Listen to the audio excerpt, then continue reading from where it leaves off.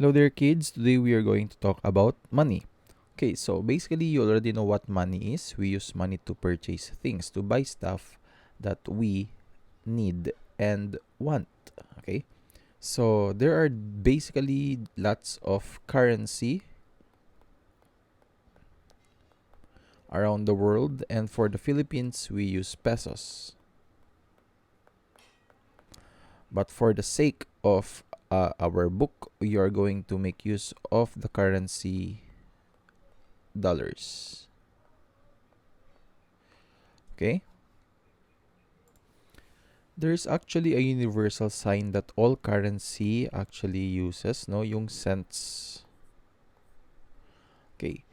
This can be present in any type of currency, in pesos, in dollars, in yen. Sa lahat ng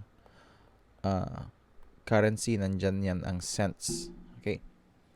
So, when we add kasi, for example nga lang yung dyan sa book activity, your book activity, on page 177 to 178, if you notice that there are such coins and paper bills that are displayed, and you're basically tasked to add them all together and express them in cents or in dollars.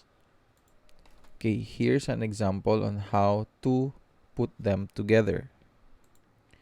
Okay, so for example, here, if you notice that we have three paper bills such as $2, $10, and another $2. So if you notice that all our currency here are in dollars, no? 1, 2, 3. That's the most important thing first that you have to determine before adding money, is to determine whenever their signs are the same. So in this case, their signs are the same. So all you have to do here is just to add them all up. Okay? You have to add 2, 10, and 2. 2 adding to 10 will give us 12. Okay? So that's 10 plus 2 will give you 12. But we have another 2 here, which means you need to add this 2 to your answer earlier, which is 12 plus 2 will give us 14. So from there, you can now say that our final answer for this part is $14. Okay, let me just remove this part so that you'll be less confused with the example. Okay, next. Earlier, they are all dollars, no? Dito naman ngayon sa next is they are all in cents. Okay, then again, it is very important for you to determine the signs. Okay, make sure that they are all the same. Kasi kung hindi, you cannot put them together basically. Okay, hindi nyo pwede i-combine lahat as one. So since they are all in cents, it is safe now for you to add all those that are under cents. Okay, so we have 10, 10, and 5. So we have 10 plus 10. That will basically give us 20. We have an extra 5 there. So this 20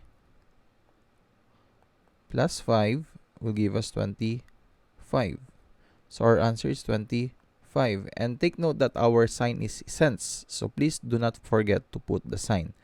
Else your answer will not be accepted. Okay? Although, in your books, they are already written. So, walang problema. Okay.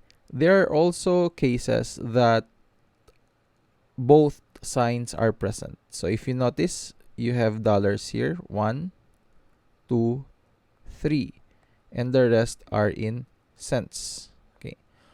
This is what I mean by you cannot add them all together. Let me remove this part first.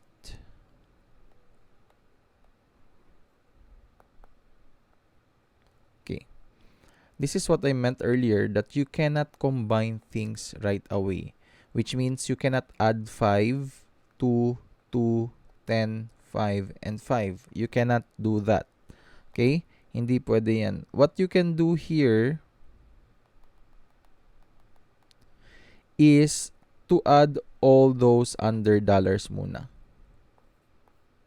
Okay? And later on, add those under cents. Okay, so for dollars muna tayo. Under dollars, we have 5,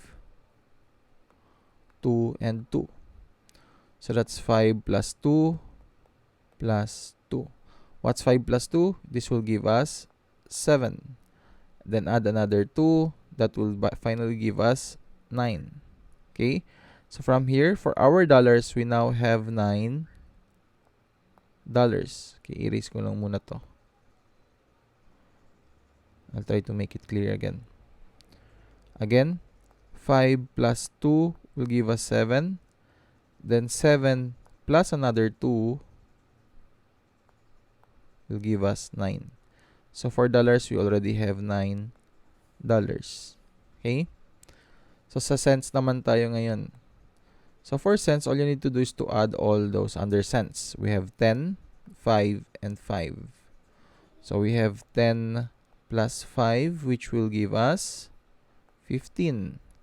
Then if we add another 5, that will give us a total of 20. Okay. Oh, sorry about that. Erase ko lang to. I was supposed to erase this part. Okay. So take note that you now have your answer for cents, which is 20 cents. Which means as a total, you now have $9.20. But if you notice that your book for combined units, no, for combined dollars and cents, they don't have both signs. They don't have the answer that shows dollars and cents. What you can do here is to put dollars and cents together by simply combining them. No, so 20 cents is actually equivalent to $0.20. Okay, this is what you call conversion. Okay, this is conversion. So which means if you have 25 cents, it is equivalent to $0.25. If you have 30 cents, it means that you have $0.30. If you have 50 cents, it means you have $0.50. If you have 75 cents, it means you have $0.75.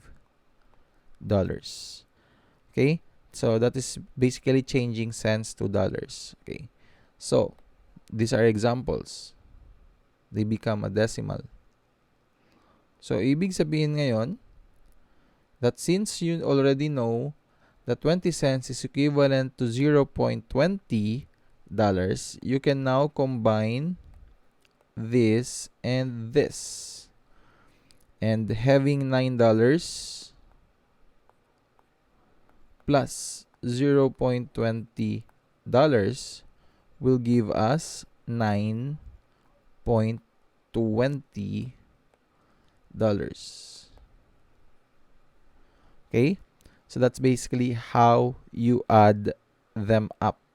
So, I'll just give you certain examples regarding this concern natin dito. So, let's say you have dollars and 10 cents. Knowing that 10 cents is equivalent to $0.10 and putting them all together, this one and this one, will now give us $4.10.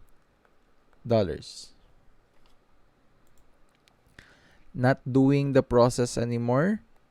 So for a shortcut, we can now say that if we have $5 here and we have 70 cents here, all you have to do is just to take $5.70.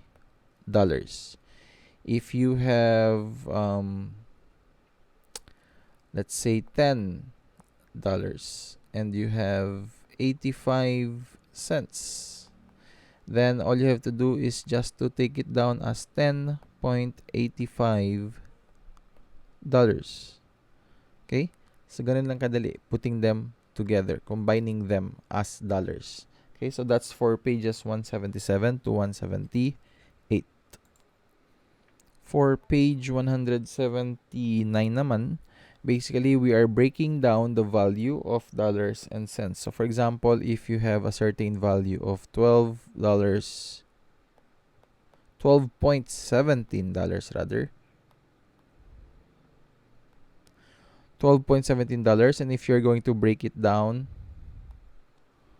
$2 and, oops, it's in words pala, sorry. To break it down, $2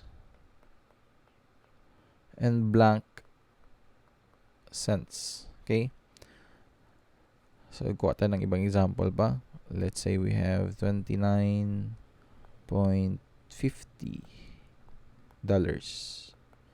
Breaking it down again to blank dollars, blank cents. Okay. So, here you have your dollars. Ito yung dollars natin. Okay, this is the dollars and this is our cents. Okay? So, ibig sabihin, writing it down, we have 12 for example, for this first example, for page 179. You have $12.17. Ganun lang yung gagawin natin dito. Okay? $12.17. And we also have, for the next example, is $29.50. So that's how easy page 179 is. Okay? Okay, so for page 180 to 181, this actually shows us that you can actually write money in two ways. So actually it's very easy because all you have to do is just to add them, because since everything is in dollars. Okay, so for example lang, we have $5 and you have, let's say, $10. Okay. So adding up everything, you know that it is 10 plus 5, which will give us $15, no? $15 can also be written as $15.00. Okay? So there are basically two ways, without the decimal and with the decimal. Okay? Kasi ganun yung formal, actually formal way of writing, kailangan talaga may two zeros after the decimal. For nonsense, okay? For nonsense value. So, in other words, if you have a total of $12, it can be written as $12.00. So, if you have $100, it can be written as $100.00. So, that's how easy page 180 to 181 is, okay? 100 or 100.00. So basically, writing them in two ways, without the 0.00 and with the 0.00. For page 182 naman, it is quite the same as how I explained things earlier. I don't know if I erased it. Parang in-erase ko ata. I think I did erase it here. Itong part na to. So anyway, I'll just explain again. So 182, so you have cents to dollars. So basically, you are expressing this from cents to dollars. Okay? So meron tayong, for example, we have 20 cents and 10 cents. If you put them together, you will have 30. Dito ko na lang ilagay sa baba. You'll basically have 30 cents if you're going to add them together, diba? 20 plus 10 will give us 30. And how do you write it in dollar form? Like what I've showed you earlier, this is expressed as $0.30. Okay? This is the other way of writing it. So, ibig sabihin, if meron kayong 40 cents, this can be written also in dollar form, which is 0.40. Okay? So kung meron kayong 90 cents, this can be written as $0.90. Okay? So, ganun lang kadali yung activity ninyo for page 182. Now, for page 183. 183 basically is just the same as what we did in this part kanina. Sa page 180 to 181. It's just that you need to add everything up. You should know though that in page 183, you should know that once the total number of cents reaches 100 centavos or 100 cents, this should be equivalent to $1. Okay? Which means for every $1, there is an equivalent of 100 cents. So for example lang, if you have 50 cents and 50 cents. So if you have these two, putting them together, 50 plus 50 will give us 100 cents. So which means this is equivalent to $1 already. Okay? Yan ang ibig sabihin yan. That's what you basically mean there. It's just that sa book ninyo, sa page 183, confusing yung instructions niya. So basically, for example lang, for number 7, I'll give you an example for number 7. No? You have $1 there. You have 50 cents. You have another 50 cents. Another 50. And another 50. Okay. So, adding them all together, again, you cannot combine ang dollars kasi sa cents kasi nga they are different signs. All you need to do daw, ang pwede nyo lang gawin dito is you can add cents, cents, cents, and cents. So, you have 50 plus 50 will give you 100. You have another 50 and 50, which will also give you 100. So, knowing that 100 cents is equivalent to $1, correct? Like what I've said earlier. Okay. Which means this another 100 cent here is also $1. Now, if you notice, we now have 3 units of dollars na. So, which means from here, you can add them all together na. You can add this, this, and this. And 1 plus 1 plus 1 will give us $3. And what you're supposed to do here sa page 185 is just to rewrite them or $3.00. Okay? So, yan lang muna yung activity ninyo for today. If you have any questions, just message me sa group chat natin. Okay, have a great day ahead.